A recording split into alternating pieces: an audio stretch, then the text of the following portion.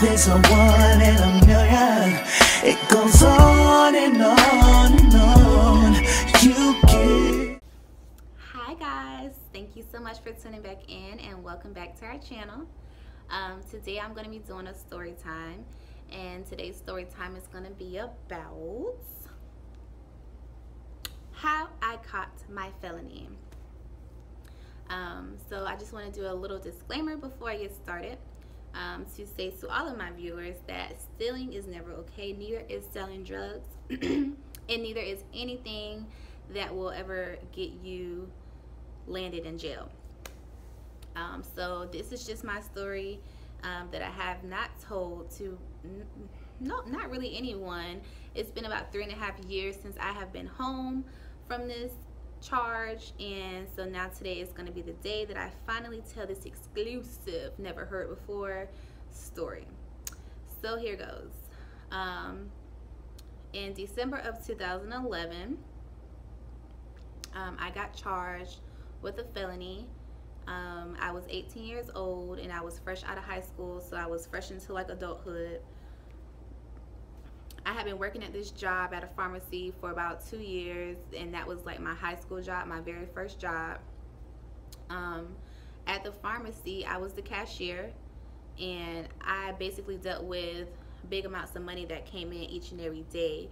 I remember seeing like $100 bills, and I just remember thinking in my head that I was addicted to $100 bills. I don't know, that sounds really like stupid to say now, crazy to say, but I said it. I just remember that thought that I had. So it started off by me taking money out of the register and not getting caught, so I continued to do it for I did it for a little bit. I didn't get caught doing that, and then after that I just remember hearing people talk about oxys and how people wanted oxys and stuff like that, and I knew that I worked at a pharmacy and I dealt with that particular brand of medicine. So one particular day, I was the person that also checked in the medicine that the pharmacist ordered. So instead of me putting it on the shelf, I put a bottle of oxys in my purse. I continued to check in the rest of the medicine. I had enough time to put that bottle on the shelf if I wanted to, but I obviously chose not to. So what I did from there is that I just reached out to this guy that I knew, and I asked him, you know, did he know of anybody who either wanted it or did he want it? And he ended up telling me, you know, that he wanted it. He asked me how much that I wanted to give it to him for, and I came up with the number of $500. Not thinking that he was just gonna give me that big lump sum of money, but he ended up coming to my job and we did the exchange, and I gave him the pill bottle, he gave me $500. I did that maybe 2 or 3 times, and at this point, you know, people were asking me, where are you getting all this money from? You know what I'm saying? So I'm trying to stay low key, but obviously I was doing a bad job that people were noticing that I had, you know, such large amounts of money. So the person that I did end up telling was my boyfriend at the time, and I don't believe he was working at the time, but he wanted to get in on it, so whatever, I just allowed him to. So one day I think I told him I think I can get a bigger bottle. How I was going to get that bigger bottle, I didn't know, but I was getting the big head, because I was seeing, you know, these large amounts of money and I wanted more, obviously. So that is what drove all of this, is the money. I just couldn't believe the money that I was actually seeing. So the people that I worked with, they took smoke breaks often, but it was usually like one person will go or maybe 2 people. But this particular day, everybody went outside, and I was just like, what? This is like strange. Like, everybody is gone. I'm in here by myself. It was really weird. So I'm like, this is just too good to be true. I can't even believe everybody just left. So that just made it that much easier for me to go back there and get the bottle. So that's just what I did. I went back there, got the bottle, stuffed the pill bottle, and it was a big bottle, maybe like that big, and I think it had about 500 to 1,000 pills in the bottle. So I put the bottle in between my legs, and it's like hard for me to walk. So I'm like waddling, but trying to walk straight because they back in here at this time. I made it to my car. I put the pill bottle in my car, and I called my boyfriend at the time and told him, hey, I got it. You know, couldn't believe I got it, but I got it. So as soon as I got off of work, we went home, changed our clothes, and we jetted out the door. Like, my brother like, where you going? And I'm just like, bye, I'll be back. So we're in the car, and I believe we started to bag the pills in the bag. And I think we did about 100 pills in each bag. So we're riding around with all this stuff in the car. Why? I don't freaking know. That was just dumb. But we were. And y'all, this story is just so absurd. It's so crazy. And you'll see why. So we were riding around with all this stuff in the car, trying to like reach out to different people, but nobody was like hitting us back up. They were either not answering their phone or they weren't interested for whatever reason, which is very odd because usually we could get it off like that because, you know, people wanted these things, but it wasn't as easily, you know, accessible. But I don't know, for whatever reason, this particular night, they were not being responsive. So we went to one particular house that I remember, and that was it. And then we went to go get some food. So we were just sitting in the parking lot eating, just waiting to see if somebody would, like, you know, call us, anything. We were sitting in the parking lot, and then this officer, he was like circling the parking lot. And I was just like, that's weird. Like, we need to go. You know, let's go. So we go to another parking lot, and we're just sitting there, you know, still waiting on anybody, somebody. This is when it get crazy. There's this other officer, and he's riding real slow. You know, he's creeping, but he has his lights going like this, like he flashing, you know, like he looking for somebody. And his lights actually went inside of our car, and I was just like, whoa. Whoa. So this knucklehead jumps out of the car, tells me that if they came over there, he was gonna get in trouble because he didn't have his license. So he jumped out the car, jumped the gate, left me in the car by myself. Now I'm in the passenger seat, and I'm just like, is he serious? He just left me in the car by myself. Like, what? So I got all this stuff, and I'm shaking, because the police officer is looping back around, like he coming back towards us. And I'm like, oh my gosh, get it together, Deja, get it together. So I'm shaking, but I jump in the driver's seat, start the car, turn my lights on, because I have to get out of here, and I'm gone. So I turned my lights off, and I got out of there. So at this point, I'm really feeling like, now that was too close. It's time to go home. And I really wanted to go home so bad, but I don't know why I didn't. The next thing I did, very stupid, felt like I couldn't leave him. I don't know why, but he just left me. But I feel like I can't leave him. So I'm calling him, his phone in the car. So I'm like, oh my gosh. Now I'm like, Deja, you just gonna have to leave him, girl. You're gonna have to go home. But I'm like, no, I can't leave him. So just dumb, just stupid. So I go looking for him, like trying to find him. He finally get back in the car, and I don't even think we said anything, but I know he did tell me to go to his grandma's house. So we go to his grandma's house, y'all, and we just sitting there. And I think I text my cousin, and she was like, oh yeah, I know this guy, he wants to buy 100. Now that's a lot. That was a lot of pills that he wanted to buy, going for about $15 to $20 per pill. That was a lot. So I was just like, dang, okay, you know, like we hadn't had any luck all night, so I'm like, okay, cool. So next thing I know, zoom, zoom, zoom, zoom, police officers behind us, because we like parked this way, and they like going back and forth around us. It was like 4 of them. And I'm like, oh no, they have to be tracking my phone. I'm like, they have to be. They are everywhere that we are. So I turn my phone off, and I'm like, this ain't right. So I turn my phone off, and we just head over to my cousin's house. We need to get out of here. We need to get away from where they are. So we head over to my cousin's house, and we get there. We're talking to her. She's telling us that this guy, he's gonna come and buy whatever, but he wasn't ready yet. So she told us to just ride around and come back. Now I'm gonna stop the story to say this. I'm very happy that the next event that I'm gonna tell you happened, because if it did not happen, I feel like something very, very bad would have happened. I still feel that to this day, that I either would have died or we would have got robbed. Something bad. Back into the story. So we're riding around, and we turn on the street to come back towards her apartment, And you won't believe what happened next. Police officer right behind us, pulling us over. Whoop whoop, lights going, everything. And I'm like, this has got to be a joke.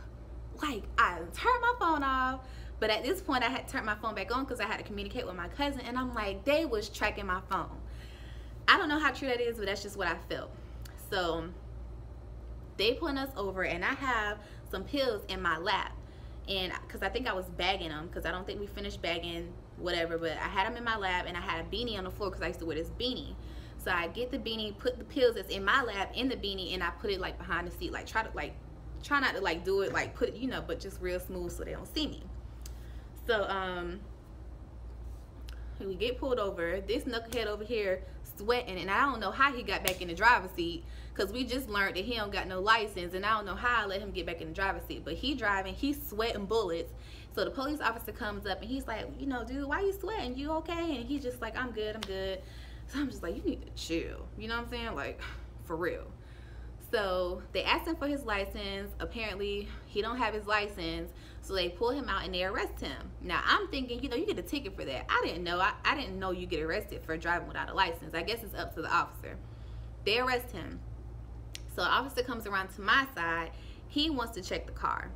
So I'm just like, I cannot let this man check my car. So the only thing I think to say is, I don't want you to check my car. And he's just like, well, he got arrested, so we have probable cause to search your car. Now, I didn't know how true that was, so I just backed up. I didn't know what to say at that point.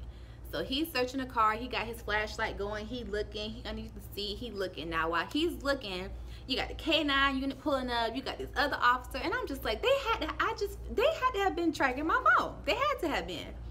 So he's checking the car. He didn't find nothing. The second officer that came, he felt the need to search the car. Why, I do not know. Because the first time when he didn't find anything, I'm like, I'm good. Just let me get out of here. Let me go. No. Here he come. He want to search the car. He's searching the car. And he was like, I found it. And I'm like, you found it. You know, it's like they was tracking my phone. I don't know how true it is, but that's how I feel. For him to say that like that. So as soon as he said that, they arrest me. And I'm just like, oh my gosh, I'm crying, because I'm like, I'm about to get in so much trouble. I'm thinking about my mom, my dad, and I'm about to get in trouble. That's the only thing I'm thinking about. So I see my cousin out there, and I guess she must have called. I don't know if she called my mom or she called my auntie, and my auntie called my mom, but she called somebody. So they were aware, but I didn't find this out until later, you know, whatever. So they searching me, and I see him pull out. I see that he only had 3 bags, and I'm like, well, he didn't get everything. So I got a little happy, but I wasn't even really paying attention because I was still zoned out, crying and just belligerent. And I just couldn't believe I was getting arrested. So they take us down to the police station. They interview us. They're doing their little investigation, and then they take us to go get our mug shots and stuff like that. So now at this point, me and him are separated. I found out later that they towed my car, and that was that. So I take my mugshot, and I'm getting evaluated, and she asked me a question. She said, are you suicidal? That was one of the questions. And I was like, right about now, yeah. But only because I didn't want to get in trouble by my parents. So that was just the wrong thing to say, because y'all, they locked my butt up and put me in the psych ward with white walls and a white jacket, no clothes, just this jacket. Is cold in there. And I'm just like, I feel like an animal. Like, I had never been arrested before, so I didn't know, you know, I didn't know how to answer the question. I didn't know what was going on. I'm thinking my mama don't need to hurry and come buy me out. That's the only thing I'm thinking, because I don't want to be here. So I'm in there. They let me get one phone call, so I called my mom and try not to tell her where I was at. I was just like, hello? And she was like, Deja, I already know. And I'm just like, heart just started beating. I'm scared. And the first thing she asked me was, who was driving the car? And my mom used to always tell me, do not let nobody drive the car, because it was her car. It was just registered for me and my brother and my sister to drive. So I lie, and I'm like, I was driving. So I could tell she was mad, but she just kind of let it go. They take me back to the freaking white walls, and I'm just waiting on them to come bail me out, because I just know they're going to bail me out, right? No. They didn't bail me out. They let me stay there overnight. In the room that they had me in, they didn't like open the door and talk to me. They was like talking to me through this slide.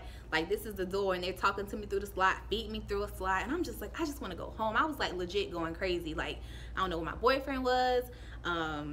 My parents gonna beat my butt. I don't know what's going on. They did tell me my charges when I went to first appearance. So they came and got me the next day to take me to first appearance. Now, y'all, they came in there and they tied a sister up. They came in with chains on my wrists. They had chains around my waist, and they attached the chains that was on my wrist to my waist. They shackled my ankles. My ankles was bleeding, and I'm just like, is this necessary? Like, I feel like a freaking like a murderer or something. So y'all, I'm just zoned out. I can't believe all this is going on.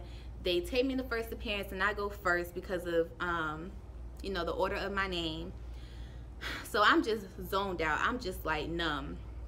My mom was there, and I didn't even know she was there. I found out later that she was there, and all that I heard that judge say was my charge, which was trafficking, and I didn't even know what that was at the time.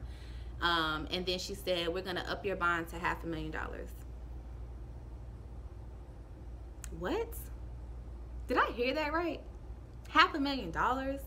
So I'm crying even more. I'm hysterical. I'm asking the guard, like, sir, am I gonna ever get out of here? Like, what does that mean? And he was just like, I don't know. They treat you like you don't, like, they don't, you know, he didn't have no remorse, basically.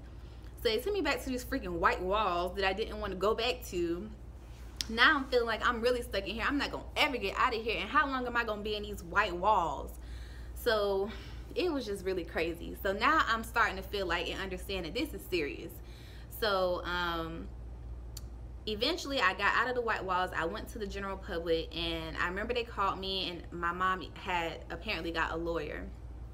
She was telling me, your mom, she's not doing too good. You know, she's not really holding it together good. Your you know, your sisters and basically my family was not doing well. So that really hurt me.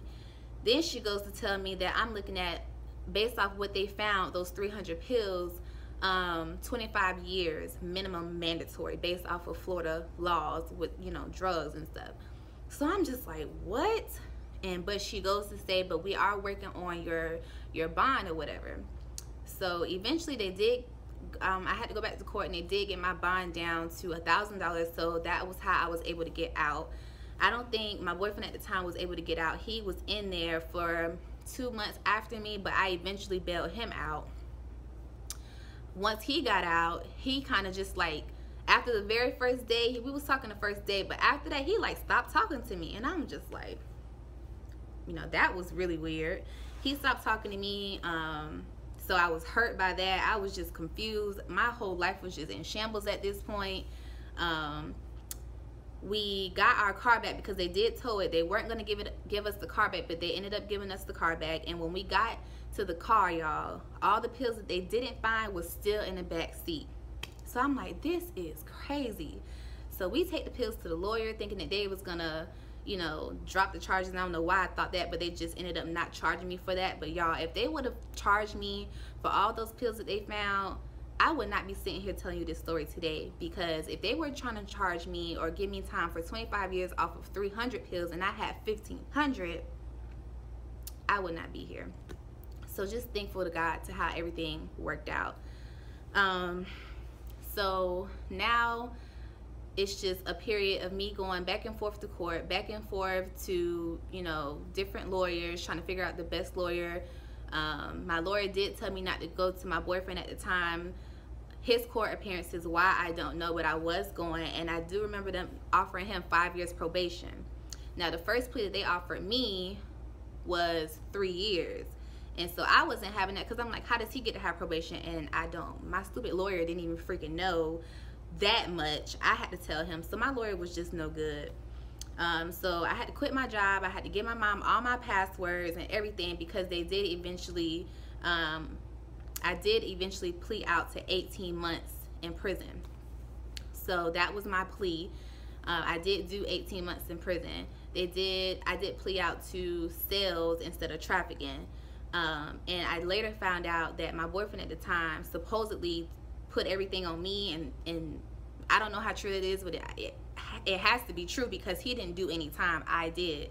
That's the effed up part about the whole thing. He didn't do any time. I did 18 months in prison. Now I want to say that jail and prison, and you know, there's a difference. Like a lot of people say that jail is prison, like the county, but no, there's a difference. Like when you get arrested, they take you to county jail, but I went to prison. That's where you go when you do like a lengthy amount of time, and then you go to feds, which is where I would have been if I would have, you know, got charged for all the other stuff that they did not find. So I'm just very thankful still to how everything played out. But I ended up doing 18 months in prison, and I pled out to sales, and it was just a very devastating time for my family, for me. And another thing that people have to think about is that when you do something, you get yourself in trouble and you do time, it's not just you doing that time, you know what I'm saying? It's like your family too, because my mom was so distraught. So basically, after me pleading out to the 18 months, they gave me a month to get myself together, you know. So me giving my mom all my passwords, I just felt like I died or something, giving her all my information so she can take care of that stuff while I was gone. Then the day came to where I had to turn myself in. And in my previous video, when I was speaking about the 20-year sentence with that other girl that was 18, I was speaking about this time, like, excuse me, I had to go up there, sign my papers, get cuffed, get fingerprinted, and when they said, okay, see you later, bye, 18 months, my mom wailed. She just completely lost it. My friend was there, my brother, my cousin, my dad, my mom. So that's why I related to that story. But it was just a very hard time. This video is getting to be a little bit longer, so I'm going to stop it here, and I'll just let you know that I'll do like a part 2 of how life was for me inside of prison and how I slept next to this girl that killed her boyfriend. So it's so much more to tell, but I'm just going to stop it here. And I hope you really enjoyed my video and my story time. Hope it wasn't too long. I tried to speak as quickly as I could, but this is the story time of how I caught my felony. And I just hope that you guys liked it. Like, comment, and subscribe, and let me know what you thought about the story. And I'll be looking forward to posting more videos for you all. So thank you so much for watching. Dimple Gang, you know I love you, and I will talk to you later. Yeah, I know you waiting on another one. So girl, here go the other one. And crying on me while you snap your finger, snap your finger, snap your finger.